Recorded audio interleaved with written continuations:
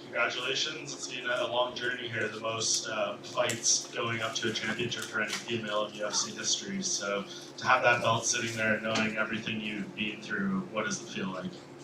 It's still, I'm losing my voice, it's been a long day. But it's surreal. It's 14 years of hard work coming together. I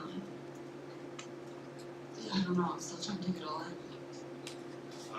When did you feel the tide really turned in your favor in that fight? Obviously, you probably knew she was going to start strong, and maybe you would be able to break her down and do that over the course of the rounds. Did it kind of play out as you hoped and expected in that sense, or was there maybe some surprises in the momentum shifts of the fight? I think for me, obviously, I'm my biggest critic, so I wanted a totally different fight for myself for a world title fight. But there's a lot of good things to come out of that, and I think everybody knows with me, like, I have cardio for days, and so as the rounds go on, like, that's my strength. But it was, I don't know, I walked out and I was extremely calm, and I was like, this is really weird. And so I felt like I started a little slow in the first round and kind of just adjusting to everything, but it worked out in my favor. Yeah.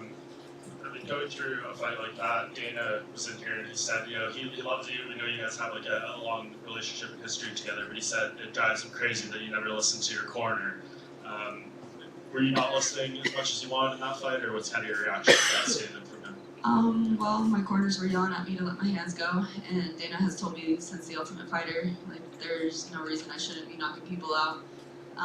So yeah, he already found me and lectured me on that one, and yelled at me too that I drive him nuts and I should have let my hands go a lot more. So what do you change in that regard going forward? Because look where it's led you. I mean, you can't debate the results and doing whatever you're doing. So what adjustments do you make? I'm constantly climbing mountains. I'm constantly growing, and so one thing for me is, I learned a lot on this journey back to the world title and being here, and even some of the struggles that I've had to overcome this week. And I believe, like, I freaking did it after 14 years of hard work, blood, sweat, and tears. And so there's no more question. I go back, and now, I sit here and preach all the time about having fun. It's time to really have fun, to truly just believe in every single aspect. And tonight when I was dropping some bombs, like, I seen it written across all of her face, and it was just like, all right, okay, here it is. And so, yeah, I think that's the goal for myself coming out is, let them fly.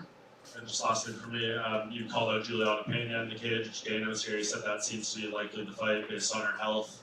For people who maybe aren't aware of the history between you two, can you kind of explain a little bit, and I guess what beating her in your first title defense would mean to you? Yeah, that's the fight that makes sense. I honestly thought for the world title it would be me and Juliana, but she's still injured. That relationship just goes back to 2013 when we were both on The Ultimate Fighter. Let's just say I learned Juliana's personality then, and it's kind of one of those ones that you're your own person, you stay your way and I'll stay mine, but you get under my damn skin, and I've been waiting for that fight for 13 years, whether the title's on the line or not. Dana did say, like, it would depend on Juliana's health, and like if you wanted to be active, maybe you would have to fight someone else. So, like, just looking at the rankings, I think you fought like 1 through 7 at this point in your career. So, are you just looking like at a long line of like rematches potentially, or are there other names that you would like to fight? Honestly, I really don't care. There's talent in this division. Everybody brings a challenge. People are constantly growing and evolving. I do want to stay active, and I'm getting older and stuff too, and we have our family now, and we want to continue to build on that. So it's just kind of finding balance in between everything, and I would like to defend the title a couple times, and then, that's a wrap for me, so. Obviously at the press conference, I think things got a little more heated than we expected when you guys were talking. So, but we did see you guys hug at the end and exchange some words. What did she say to you, and what did you say back? We just said thank you. It's always an honor.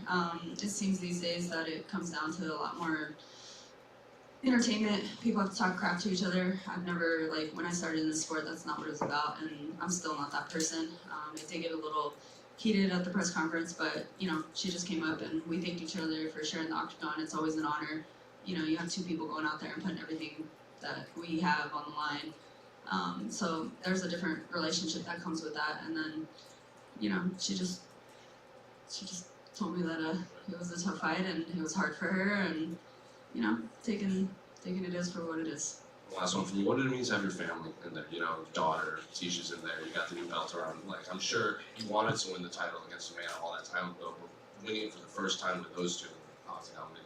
I've said it all week. Like, my stars have truly aligned. Like, there's a reason that everything happens, and I truly believe that. And now, like, it's the perfect timing, and to have these memories, like, it's not gonna be something that Leia remembers, but to show her these photos, like, that means absolutely everything to me. It fills everything in my heart. It gave me a different motivation. Like, you know, it's constantly making me a better person, and it's gonna make me a great world champion.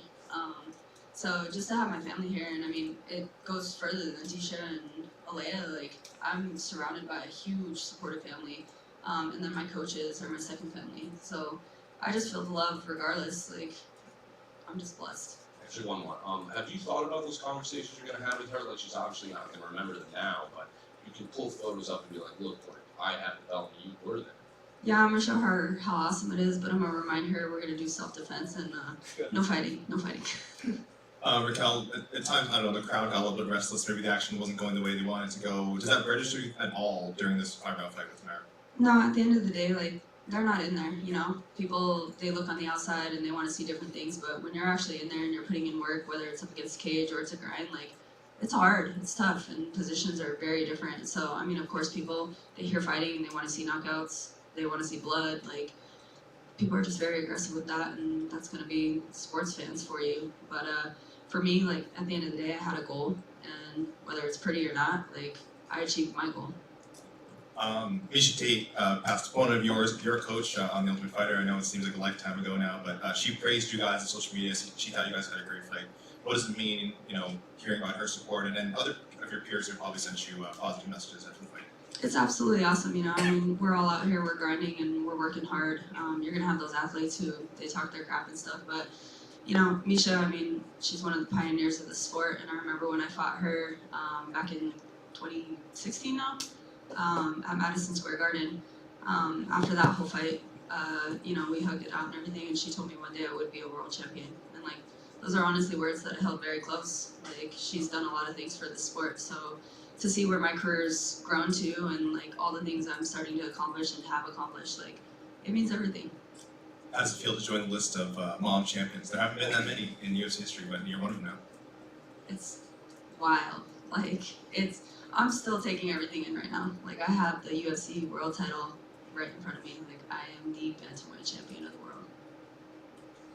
Raquel, just over here.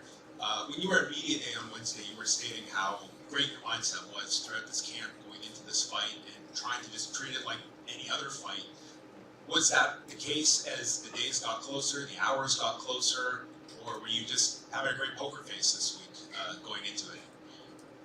No, I mean, it's been a great week, and my mindset has been really good.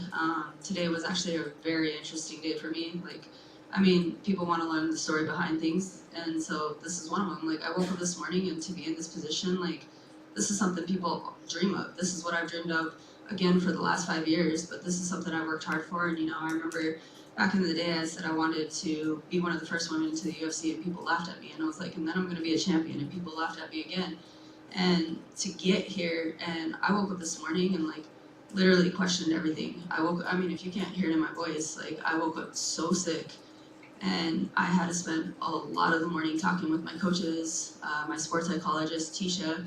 Like, I had to dig deep and pull out and like really find the champion mindset, because as a person, like, I did break this morning, but I mean, it wasn't a poker face all week. Like, I've been solid in my thoughts and everything that I was going to go out there and do. And then it took one, you know, I sat here and did a session with my sports psychologist and slowly started gathering myself, and then they brought my little girl around, and I seen how beautiful she looked, and I was like, all right, like, I'm not quitting, I'm going out there and I'm doing this. It doesn't matter how I feel.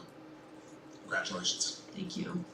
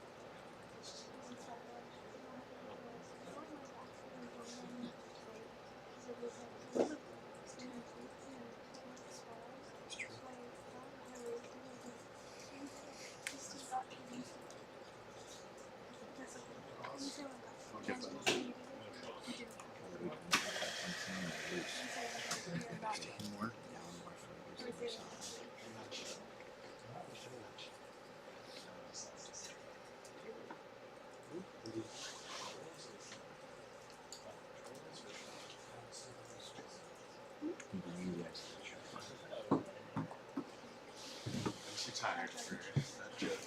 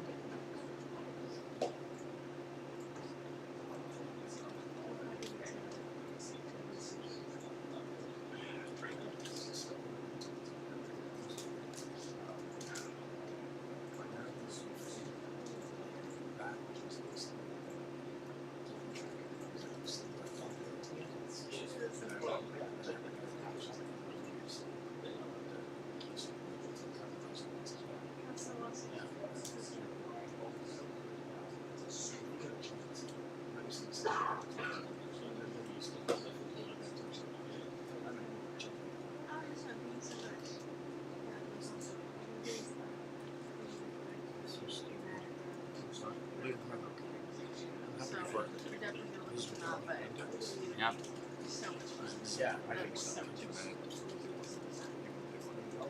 There's business. Oh, yeah. They think they have the solution, they give them the solution. There's no solution to anyone.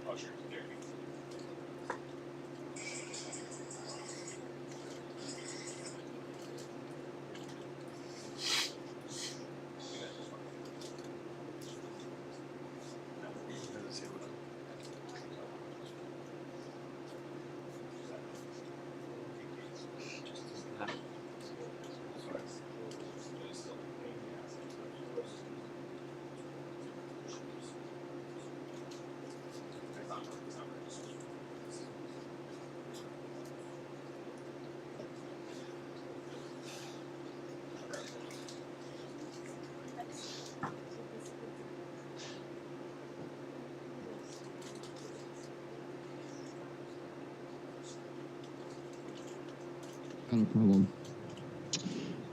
You can't put these in the recycle bin. You can't recycle pizza boxes. You can't do that. Everyone knows that. Everyone knows that. You have like a shit ton of pizzas right here. I know you had a party last night, New Year's Eve party. I know that. But you can't put these in the recycle bin. You can't recycle pizza boxes. A, it doesn't work like that. B, it violates HOA policy and code. It's a lot of pizzas, dude. 1, 2, 3, 4, 5, 6, 8, 9, 10, 11, 12, 13, 14, 15, 16, 17, 18, 19, 20, 21, 22, 23, 24, 25, 26, 27, 28, 29, 30. That's 30 pizza boxes, bro.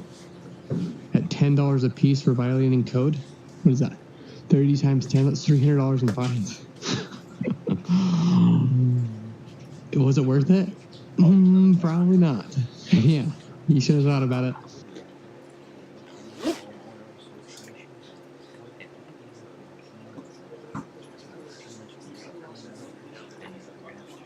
No, it's different. No. Do you want them to move it? Okay, so everybody thinks it moves. Yeah. That's like OCD. Now, if you're in there and you get mad at them being OCD, that's your fault. You should be.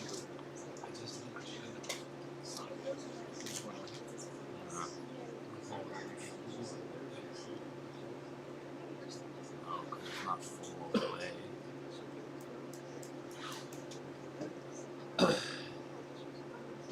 That's true. That's fucking dirty. That's dirty shrinkflation. Now That is that's very fine. wild. That is really wild. I need my money's worth, dog. Everybody's against it. What do you do? It should be used a lot.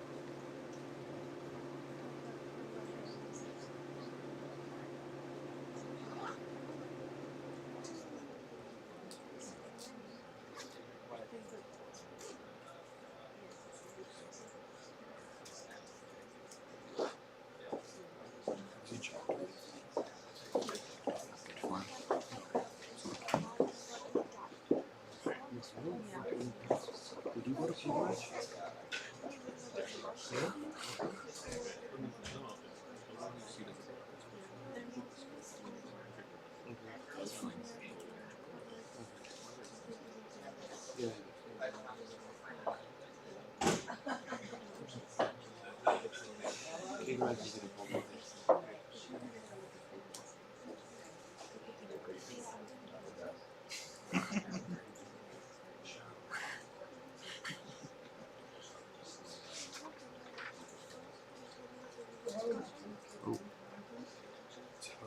They do it for practice. We went to, was that Asmodon?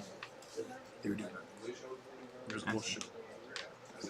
I'm saying there's a whole show of them dancing with the girls and Oh yeah. Buster Keaton. Yeah. This is all real, bro. You could Yeah, yeah. run over by a train right there. Oh yeah.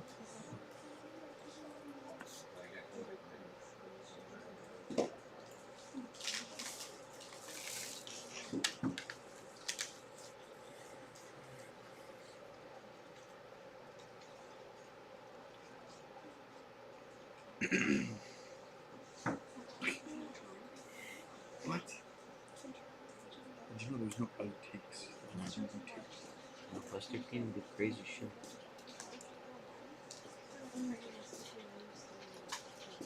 What?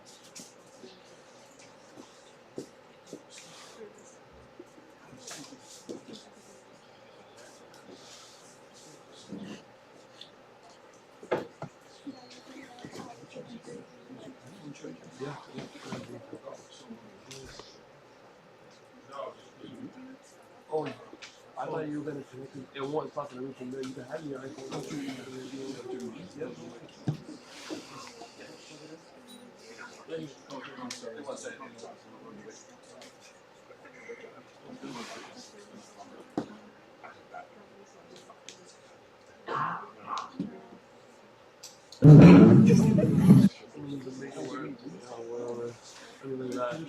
Okay.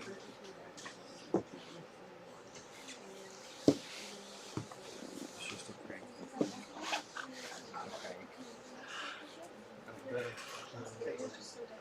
The wireless charger. You can just tap this on the back and keep your phone.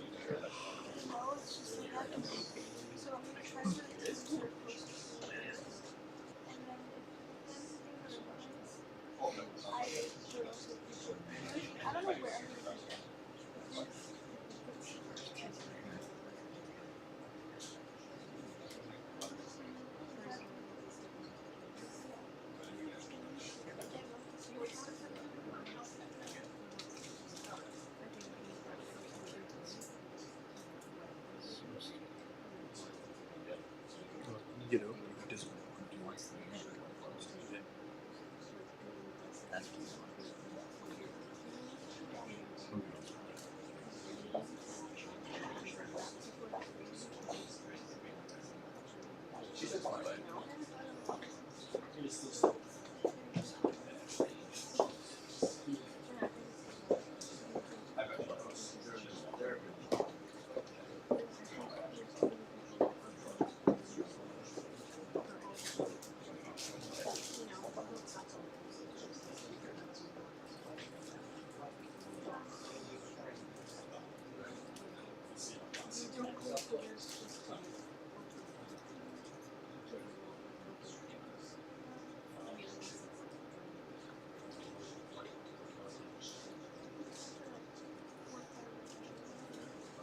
Himself. Oh my God.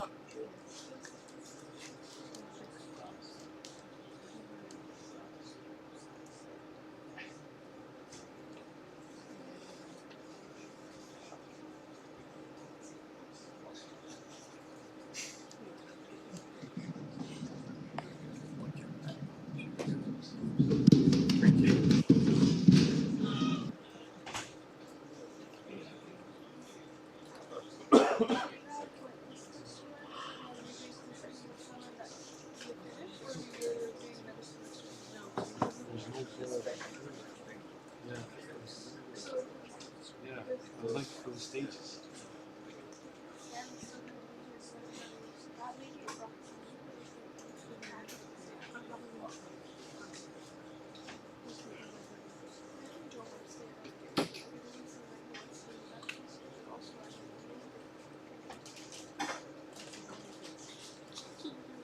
UFC nights are long nights, eh?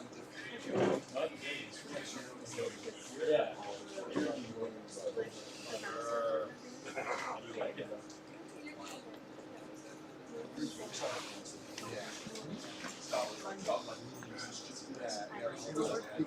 I bought one of the shoes so often.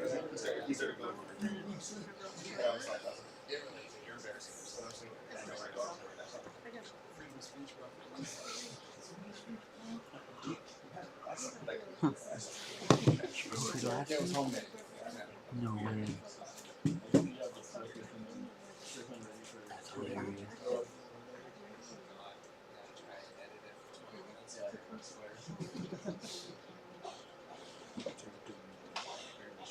Yeah, okay. Oh my god.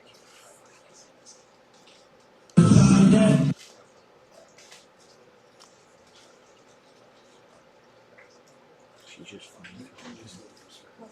No.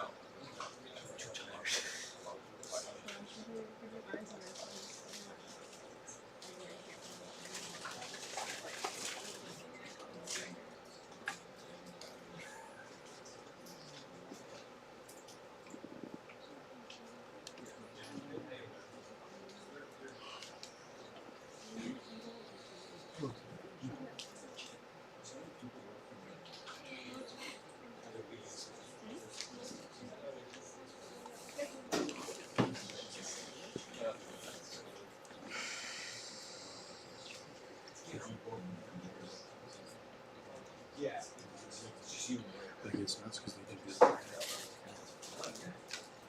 first one.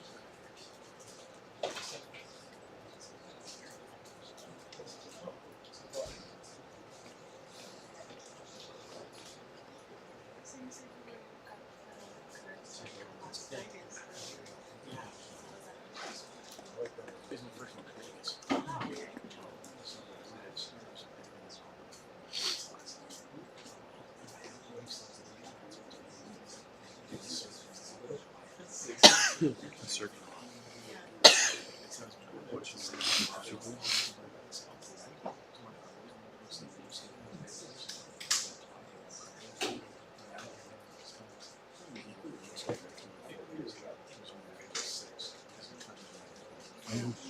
He did look a lot better.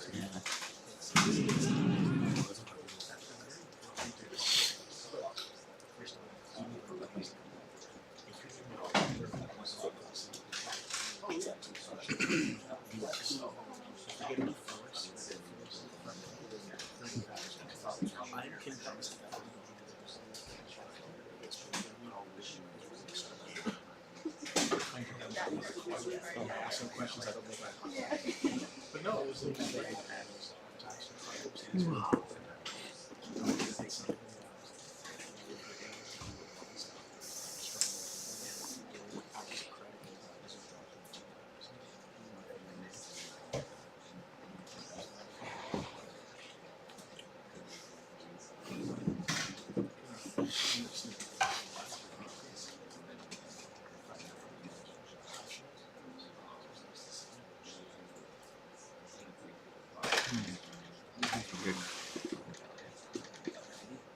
printing money. It's not anything.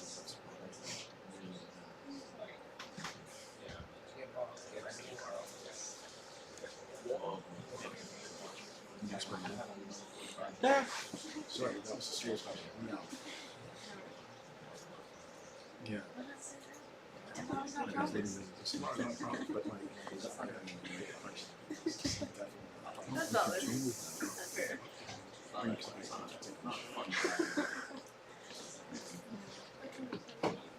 The jigs is a little bit personal. Oh, they're everywhere.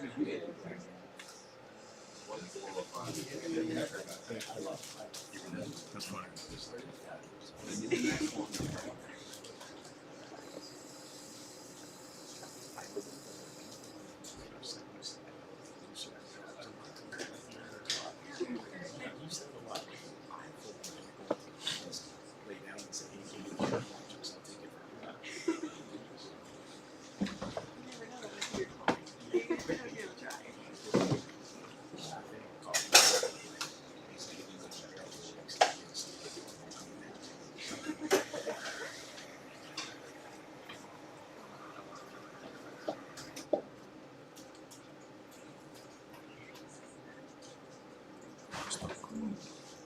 Sorry? It says talking liberal cities. No. No alteration.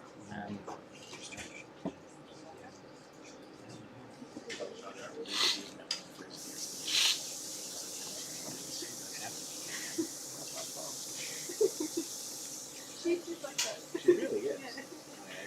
Oh, yeah. You didn't know about that? I did. People just think that you're my favorite age.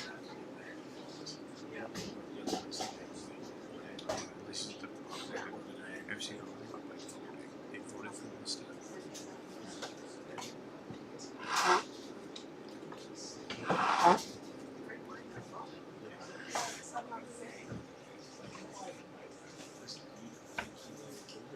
Oh, yeah. You see your stuff. Your stuff.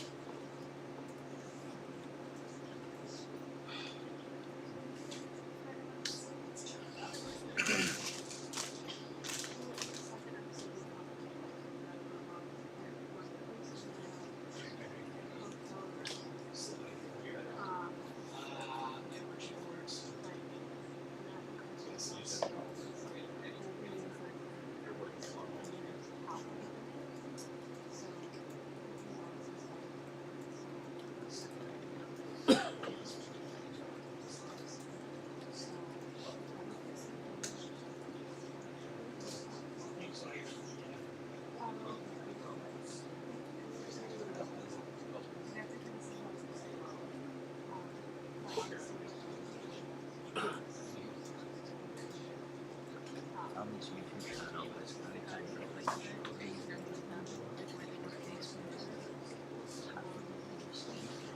I was like, that's the one where she got let go. So I went and looked it up. Josh, they're all mine. Fake Lego. Yeah, they're okay for the kid. Yeah. Oh, doesn't matter. No, it's just like wow. Doesn't matter. Doesn't matter. Even if they want it, they're not paying like arm and a leg for the brand. No. Look at the brand. You got so $300 for a Lego set for a kid. Wow. It's wild. It's for children. And you're just charged $200. It's not a cost. It's not tech. Right? Let's find it. What is this sanctuary series?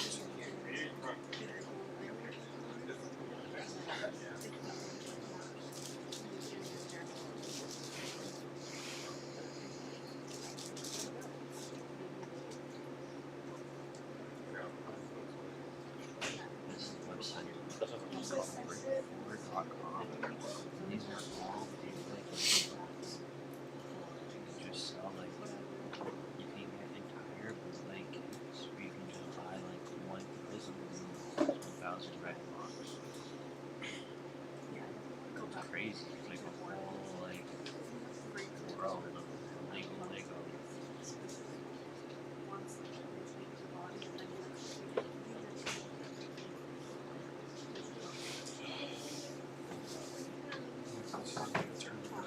Sanctuary City.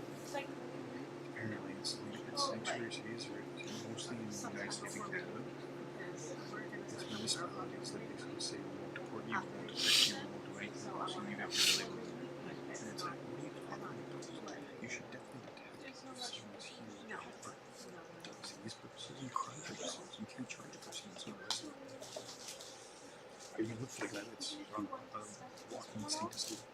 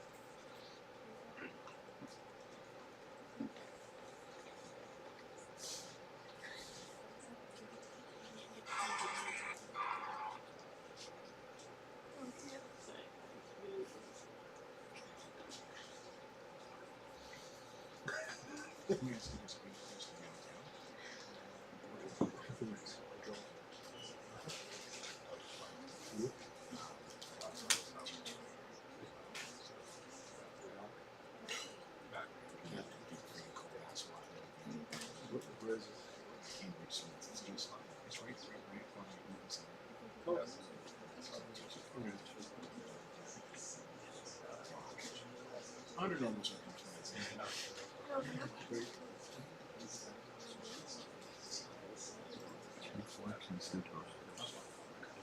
To do incision. Oh, you share this one?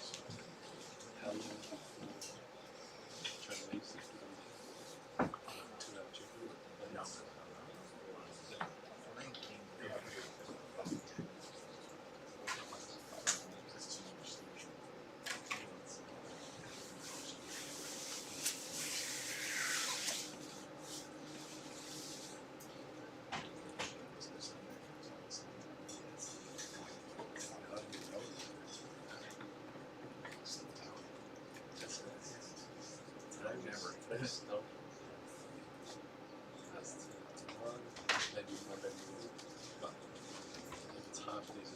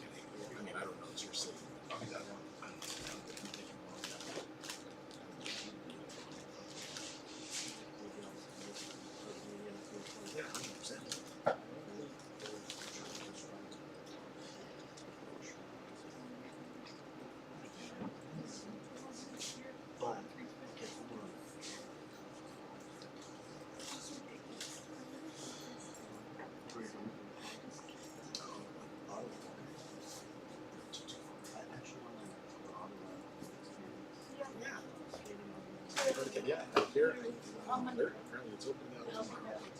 If you end up coming down, give me a holler. Yeah, I will.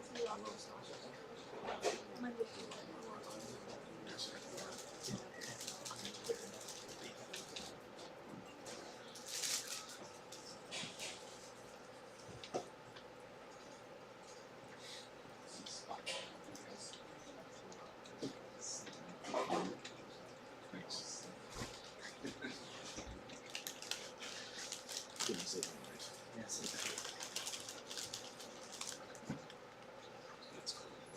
You can tell that she's just so chilled. Yeah.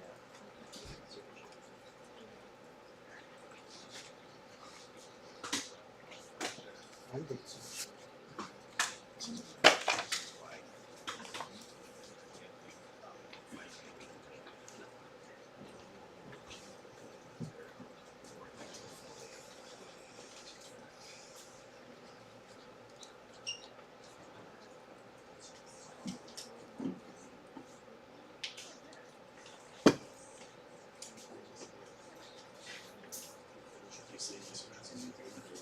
Yeah.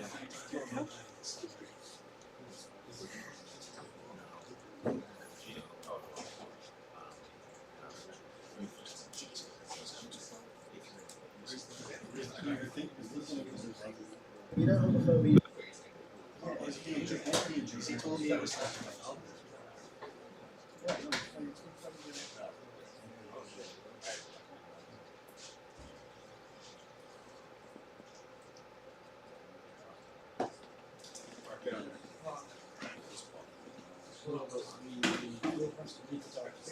Oh, you want to your press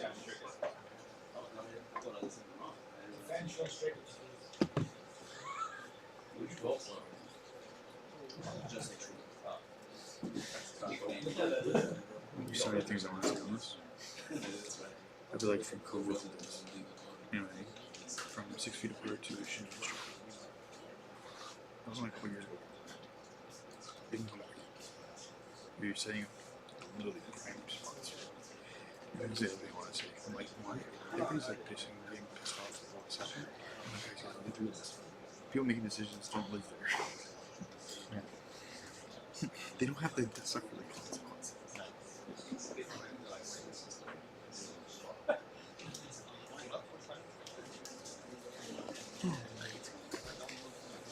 the same time, I've seen so many like weird images. Like, he's got dementia. Shit, a person with dementia is running the country. And you don't know he's the one. Yes. Even it's not a podcast now, big film the types of videos. They literally show people you guys doesn't matter.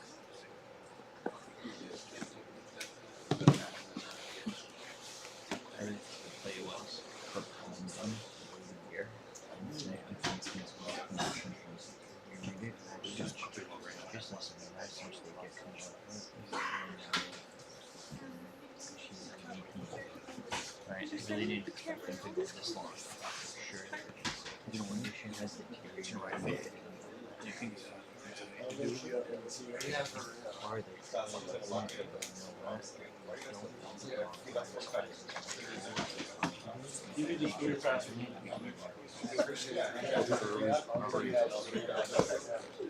They literally moved it. They literally moved the other side. Next to I'm sure this is a picture.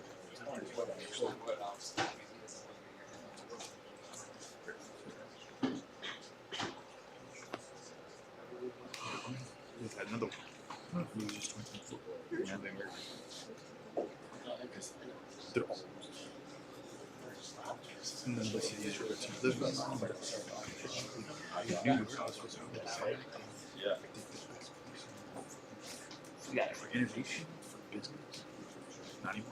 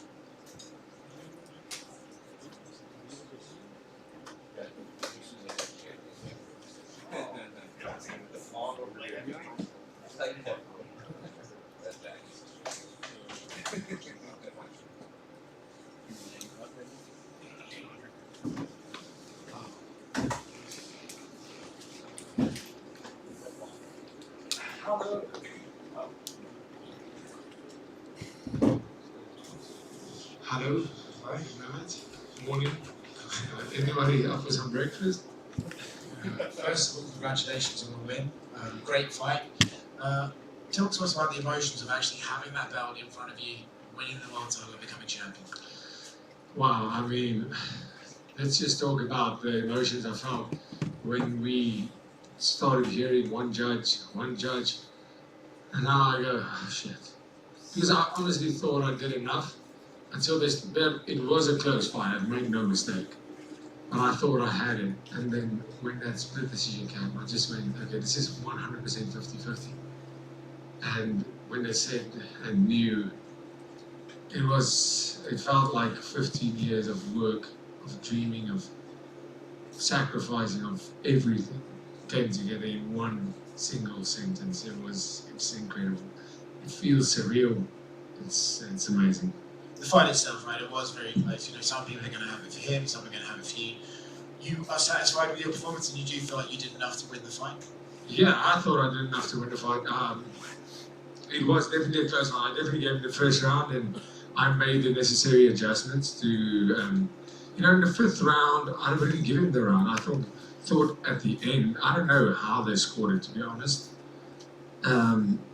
Listen, it was a close fight. I'm not gonna lie. It was one of those fights where there wasn't even time to really think of what is happening. But I do believe with the takedowns that I got, it was very back and forth with the striking, one for him, one for me. And I tried to stay ahead with the takedowns. By round 4 and 5, he did a good job of defending those, but obviously my takedowns got a bit sloppy, and he started, you know, reading them. But those takedowns weren't really for getting a takedown; they were more to disrupt his game plan. But at the end of the day, I went toe-to-toe with the self-proclaimed, and some people think, best boxer in the UFC. I want to talk about his boxing, right? Everyone knows that he's a good boxer, but when you're in there and you're dealing with that jab, especially in the earlier part of the fight, are you thinking to yourself, oh yeah, he is as good as they say? Yeah, no, listen, he is good. He's definitely good. He caught me in the first round with the jab, and then I realized I can't let him get away with that jab, because my game plan was obviously, first 2 rounds our plan was 100% to fight his fight, not to go out and fight the way that I fight. You'll see how the fight changed from the 3rd round. I went more to my style, but that was our game plan. For the first 2 rounds, he jabs, I jab, 1, 2s, nothing serious. And then from round number 3, we start turning it up. And obviously I had a lot of people to prove wrong with my gas tank, and I believe I did that tonight. You called for Israel after the fight. I mean, there's been a lot of talk about how the result of this fight might have effects on UFC 300. I mean, I can see your face, you're wearing a little bit of damage. Do you think you can turn around that quick? And if not, is Israel still the guy that you'd like to fight? A little bit of damage. Do you remember how handsome I was before this fight? I look like a cauliflower now. But yeah, I mean, I'm pretty banged up right now. I don't feel like, listen, I'm up for another round if they want to go right now. But yeah, I don't want to put a timeline on it, but UFC 300 sounds amazing. And just to be, for the last one, Israel Adesanya is the guy you want, right? There's still some personal issues there that you'd like to resolve, and you think that sort of fight is the one that's perfect for your first title defense? Oh, no, it's nothing personal. It's not personal at all. That's just the fight the fans want to see. I want to fight the best competition. There's a lot of guys that are going to be fighting, but the fans want to see Israel Adesanya versus Dricus du Plessis. You know, there's a lot of hype that was already built on it. If the fans go, if there's some way they start tracking and saying, listen, the fans don't really want to see Adesanya versus du Plessis, we don't do that fine. It's fine to me. I don't care who it is. But that's just a fight on top of my head that I think the people want to see, and that's going to, you know, get a lot of people excited. So here, Sean just tweeted saying that he was referencing a headbutt in the fight, made it difficult to see, but he did give you congratulations and props on the fight. Did you notice any headbutt in there from either you or him? No, I can't say that I can't say that I did. It's the first I'm hearing of it. No, I didn't feel a headbutt. Did he say I headbutted him? He said, this is him saying, he said, well, fuck, man, that headbutt really made it difficult to see, but I thought we got the job done. On to the next one. No, I can't remember any headbutt. Dane was in here, and when we asked him about, you know, South African champion bringing UFC to South Africa, he said absolutely. He seemed pretty adamant about it. So are you going to kind of get in his ear now that you have the belt, like it's now or never, essentially? Yeah, it's going to be now for a long time, but yeah, I think it's time. I think we've worked our asses off to get this event to Africa and South Africa, and it's time that happens. Just so for the record, is there some people that think I lost the fight? Dana said it? Oh, bullshit. Kind of going off of the South Africa talk, what went through your mind when you saw the crowd? They showed it in the arena on the big screen, the fans in South Africa watching your fight, cheering when you got the belt. Yeah, that was absolutely incredible. You know, there's one thing about South Africa that I think if the UFC goes there, the whole world is going to see. you have never felt a vibe when it comes to sport like South Africa. The last one from you. What do you want your title rank to be? Because lately we see these champions, they get one or two defenses and they start talking about going up. The middleweight division right now is pretty wide open with contenders that haven't fought for the belt or fought you.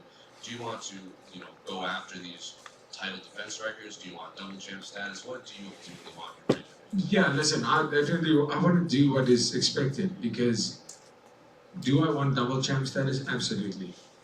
But I'm willing to earn that. If there's contenders that make sense, I don't want to fight contenders that doesn't make sense. Fighting Israel Adesanya makes sense. Fighting guys that deserve the title shots makes sense. But I don't want to just fight somebody because I don't want to be Israel Adesanya that fought Sean Strickland. Yeah, Strickland won that fight, but they should have never fought, in my opinion. When you say contenders that don't make sense, do you mean fighters like Hamzat who maybe haven't fought a middleweight ranked because he's also training like see you soon, referencing UFC? Yeah, but he said that to John Jones, so I mean, who takes that guy seriously anyway? Fergus over here. Beyond the facial injuries, are there any other injuries you're dealing with? Yeah, I mean, the body feels pretty banged up right now, but I can't say for sure how severe these injuries are. You were having a lot of success with the kicks throughout the fight. Was that something that you saw going into this that would be a key part of your strategy, or was that something that just became available throughout the fight and you saw the success and kept with it? Yeah, no, this is something we worked, we saw in all of his fights. He's really good at evading these kicks. We saw with Israel Adesanya, he wasn't very successful with his kicks because of Sean's defense. I got a few good head kicks in, I got a few good low kicks in. It was just the timing that we had figured out a little bit better than Izzy did in that fight.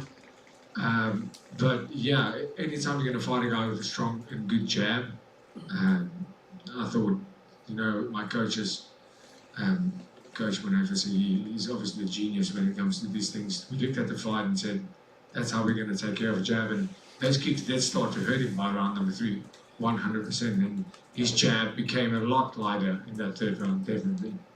You also answered a lot of questions going into the 4th and 5th rounds for the first time in your career. Can you just tell us, especially that going into the 5th round, sort of what your corner is telling you, and mentally, are you just on autopilot at that point? Like, take us through your emotions, just prepare for those final 5 minutes. No, not at all. I mean, I went into the 5th round and I said to my coach, well, can you believe it?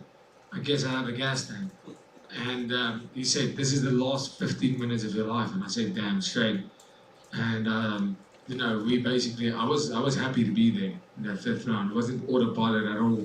It was, damn, I feel great for a 5th round. When we went to the 4th round, I felt, damn, I'm going to prove a lot of people wrong tonight. Drake is right here. At what point in the fight do you think you kind of had Sean's game plan and what he brought to the fight figured out? It seemed like in the first round he was kind of establishing the jabbing and whatnot, but the commentary mentioned that by round, maybe the end of the 2nd, he really started to get a bit closer and then started landing more punches, and that continued for the rest of the fight. Where do you sort of think you figured him out? Yeah, exactly that. I think the first 2 rounds we spent, and that was our plan, to fight his fight, to see where it is. Obviously, keep him on the back foot. It's a lot easier said than done to keep him on the back foot because he comes forward. And he has a very strong, how can I say, his march.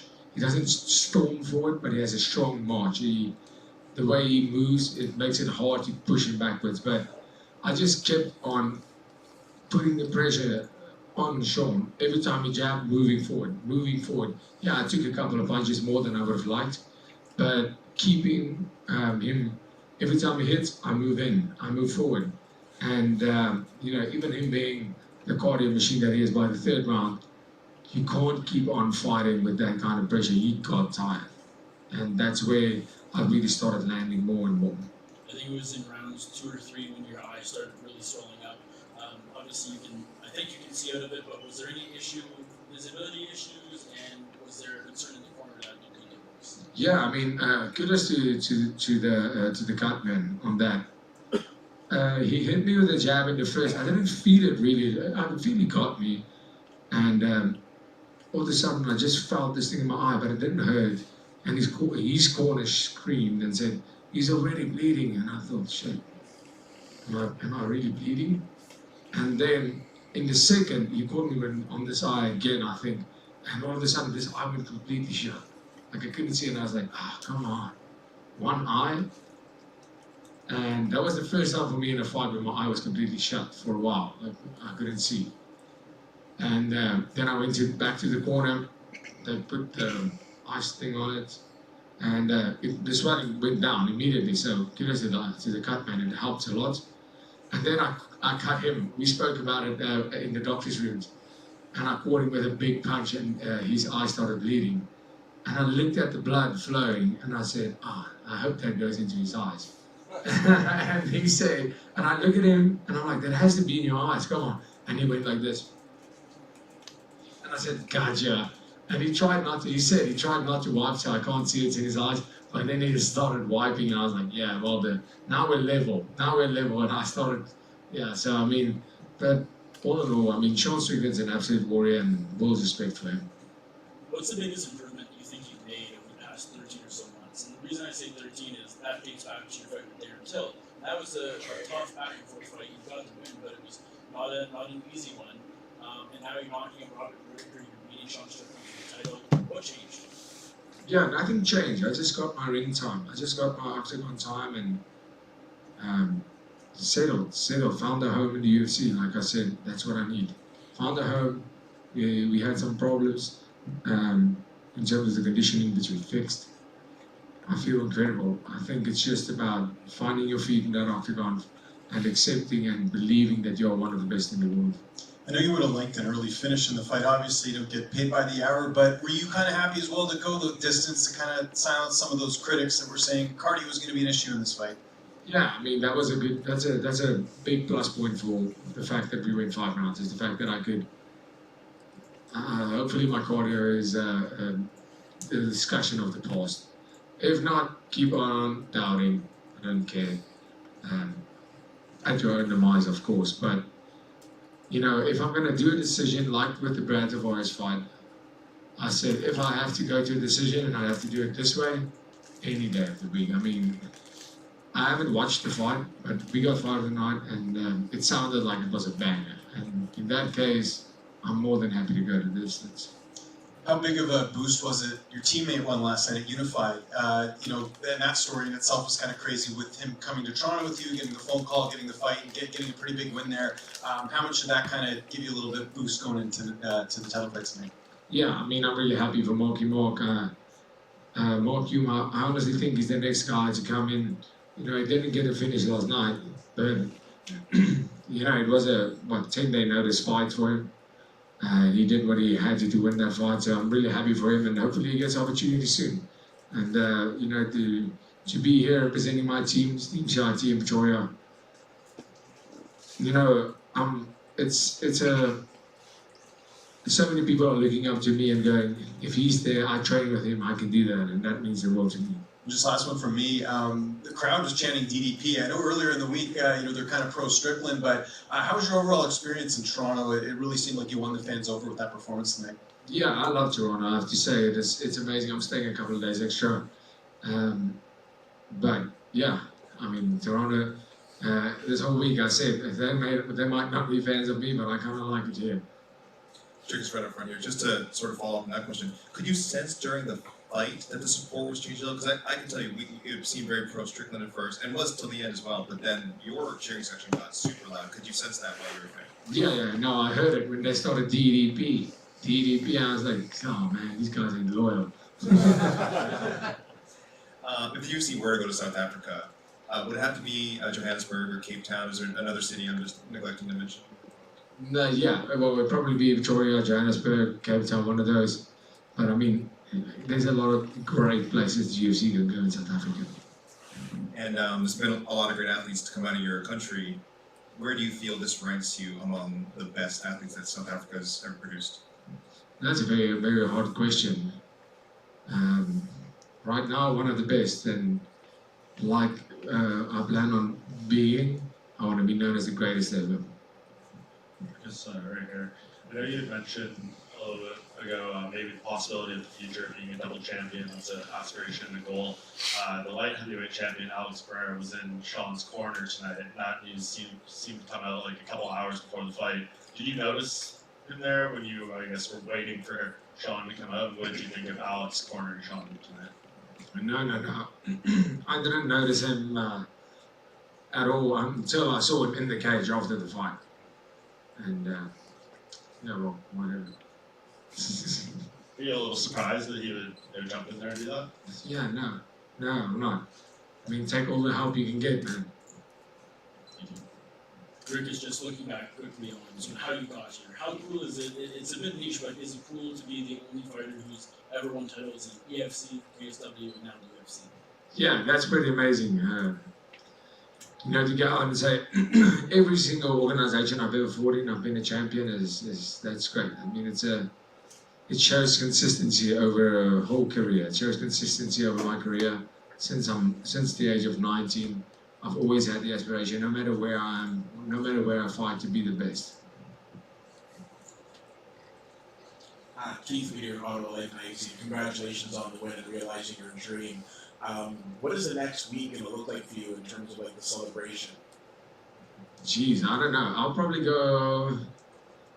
Yeah, I'm gonna drink a lot of beer. That's about it. That's how much I can answer you. It's gonna be.